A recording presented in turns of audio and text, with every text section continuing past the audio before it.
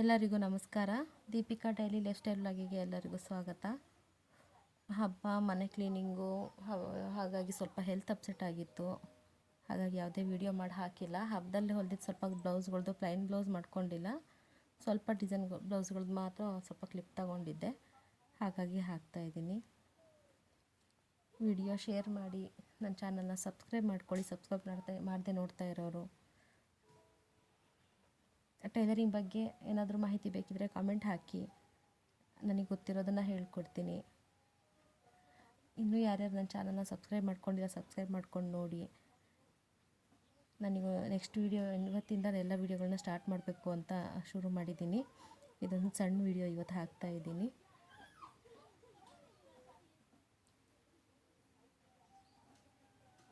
ನಾಳೆ ನಂದು ಟೈಲರಿಂಗ್ ಮಾಹಿತಿ ಬಗ್ಗೆ ವಿಡಿಯೋ ಹಾಕ್ತಾಯಿದ್ದೀನಿ. ಬ್ಲೌಸ್ ಹೇಗಿದೆ ಅಂತ ಕಾಮೆಂಟಲ್ಲಿ ತಿಳಿಸಿ.